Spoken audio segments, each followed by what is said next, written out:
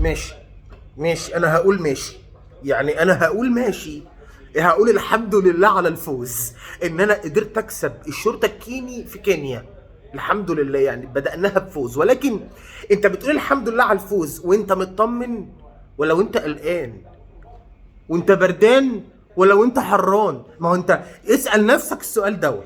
يعني لو انا مثلا بادئ البطولة باني بلاعب الصفاقسي التونسي في دور ال 32 واديت الاداء ده، هقول معلش ما انا بلعب في تونس وبتاع وفي بدايه موسم. انما لا يا جماعه، انا بلاعب الشرطه الكيني يا جماعه.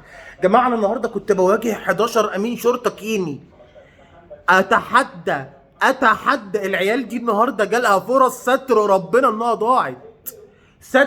تخيل انا بلاعب الشرطه الكيني، لا هو بطل كينيا ولا هو بطل الكاس الكيني ولا ما اعرفش. يعني انا ما اعرف، وفي النهايه بأدي بالشكل ده. خلي بالك، دول المجموعه اللي لعبت النهارده دي من نادي الزمالك، هي دي المجموعه اللي هتلعب قدام الاهلي. زود عليهم البولندي كونراد ميشالاك ومحمود بنتايج. فاهم حاجه؟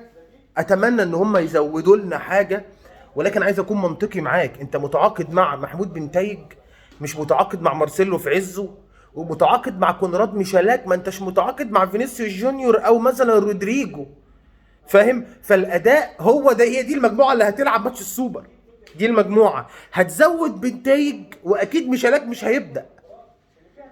فانت يعني سنه ايه؟ سنه يا جماعه، لا ما ينفعش. سنة يا جماعة، لا يا جماعة. فاهم حاجة؟ لأن لو الفرقة دي عندها فينيشر كانت النهاردة هتجيب 4 تجوان مرتاحة بالراحة. بالراحة. بداية موسم، أنا معاك، بداية موسم دي أنا أقولها بقى وأنا بلاعب مين؟ وأنا بلاعب فرقة تقيلة، وأنا بلاعب فرقة، وأنا بلاعب فرقة ليها جماهير. أنت النهاردة بتلعب في كينيا، مفيش جماهير أصلا. يعني أنت بره ملعبك مفيش جماهير أصلا. الفرقة دي أنت هتيجي هنا هتديها 3 4 بالراحة. بالراحه باذن الله تعالى. دور ال 32 مش هو مشكلتي، مشكلتي في اللي بعد كده. مشكلتي في ماتش السوبر اللي جاي. مشكلتي في بدايه الموسم واول 5 6 7 10 ماتشات في الدوري، اللي هم بال 30 بونت اللي بتاخدهم كستارت عشان يزقوك لما بعد ذلك. انت فاهم انا عايز اقول ايه ولا لا؟ مشكلتي في السوبر المصري اللي جاي، اللي هبدا ان انا لاعب بيراميدز في قبل النهائي. وبناء عليه، هل ده الاداء ده يطمن؟ لا. طب عايز اقول رساله بمنتهى العقل كده. جوزيه جوميز، قلت لك قبل كده انه مدرب مش وحش، ولكنه مش على قدر نادي الزمالك. يعني جوزيه جوميز ما ينفعنيش من الاخر بقى، عشان بس نكون صراحه مع بعض كده. ما ينفعنيش. انت النهارده خدت مساحتك الكامله انك انت تعمل تغييرات توريني بيها شكل الملعب اتغير في ايه. مفيش اي حاجه. النهارده عبد الله السعيد مجهود شخصي، هدف رائع. سيبك من الهدف خالص العالمي اللي احرزه عبد الله السعيد بعد تهيئه من احمد السيد زيزو، لكن كلمني على اداء عبد الله السعيد. عبد الله السعيد النهارده هو اللي عمل لك بعض الشكل الشوط الاولاني. الخطوره كلها جايه من عبد الله السعيد. مصطفى شلبي، اتمنى ما اشوفش مصطفى شلبي تاني. يعني انا اتمنى ما اشوفش مصطفى شلبي في الزمالك تاني. معرفش بقى، معرفش. يعني كونراد ميشالاك ده شد حيلك، يلا كونراد، وانت اللي هتبقى انت صاحب الجبهه اليسرى. انا مش هشوف مصطفى شلبي تاني يا جماعه، مش عايز اشوفه تاني. النهارده شحاته، على الرغم ان انا بحبه وبشيد بيه دايما، لكن جبهه اليمين النهارده كان كل الخطوره تقريبا كانت منها. وكان عندهم باك ليفت النهارده كان مكركب الدنيا خالص يا جماعه، يعتبر هو ابرز لعيبه الشرطه الكيني.